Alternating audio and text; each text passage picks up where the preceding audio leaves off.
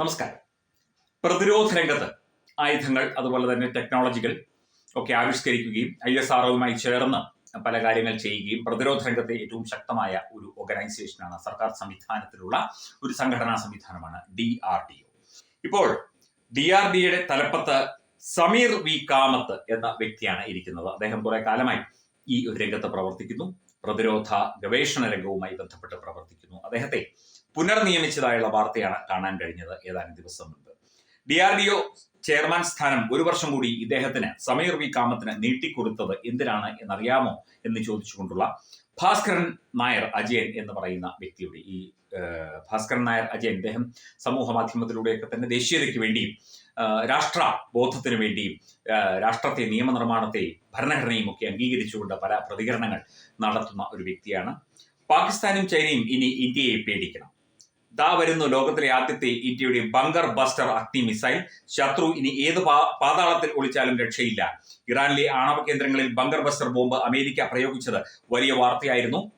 Massive ordinance penetrator എന്നറിയപ്പെടുന്ന GBU 57A എന്ന ബോംബാണ് America ഇറാനിലെ ആണവ കേന്ദ്രങ്ങളിൽ വർഷിച്ചത്.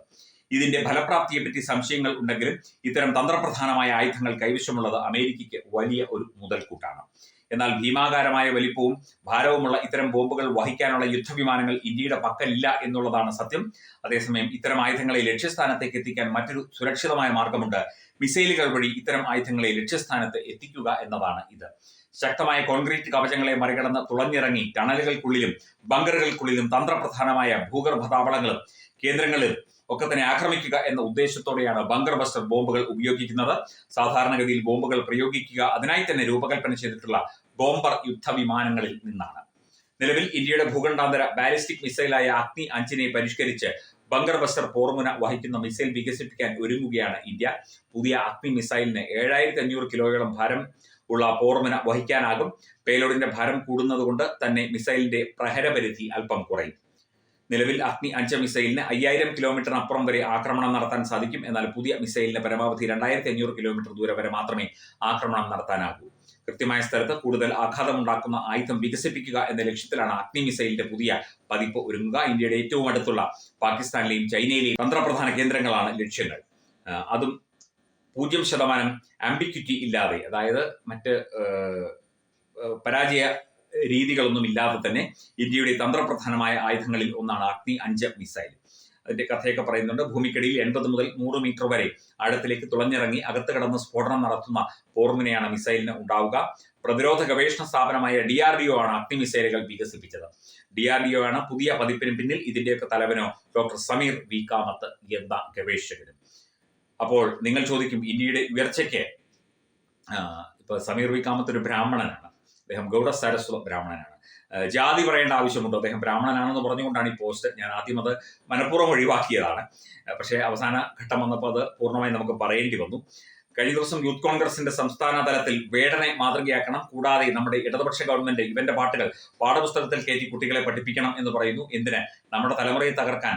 ആ ഘട്ടത്തിൽ ഒരു സംവരണമോ ആനുകൂല്യമോ ഇല്ലാതെ സ്വയബുദ്ധിയിൽ പഠിച്ച് നമ്മുടെ നാടിന്റെ ഉയർച്ചയ്ക്കും അഭിമാനവും അന്തസ്സും ഗൗഡ സാരസ്വത ബ്രാഹ്മണൻ ഉയർത്തിയെങ്കിൽ അതിവിടെ പറയണ്ടേ. ജയ് ഹിന്ദ്, വന്ദേ മാതരം എന്ന് പറഞ്ഞുകൊണ്ട് ഈ പോസ്റ്റ് അവസാനിപ്പിക്കുന്നു. തീർച്ചയായിട്ടും സമീർ വി കാമത്ത് എന്ന ബുദ്ധിരാക്ഷസനെ, ഈ അഗ്നി 5 മിസൈലിന് പിന്നിൽ പ്രവർത്തിച്ച ആ തലച്ചോറിനെ തീർച്ചയായിട്ടും നമ്മൾ അഭിനന്ദിക്കുക തന്നെ വേണം. തീർച്ചയായിട്ടും അത് അദ്ദേഹത്തിന്റെ ഗവേഷണ ബുദ്ധിയിൽ ഉയർന്നതാണ്. ഇദ്ദേഹത്തെ വീണ്ടും DRDOയുടെ തലവനാക്കിയിരിക്കുന്നു, ചെയർമാൻ ആക്കിയിരിക്കുന്നു എന്ന കാര്യമുണ്ട്. ഇദ്ദേഹം ഗൗഡ സാരസ്വത ബ്രാഹ്മണ സമൂഹത്തിൽപ്പെട്ട വ്യക്തിയാണ്. ഇദ്ദേഹം ഇതിനു മുൻപും പല ഗവേഷണ പരീക്ഷണങ്ങളിലൊക്കെ തന്നെ പങ്കെടുത്തിട്ടുണ്ട്. DRDOയുമായി ബന്ധപ്പെട്ട എല്ലാ ഗവേഷണങ്ങൾക്കും ഇദ്ദേഹത്തിന്റെ നേതൃത്വത്തിലാണ് ഇവിടെ കാര്യങ്ങൾ ഒരുങ്ങുന്നത്.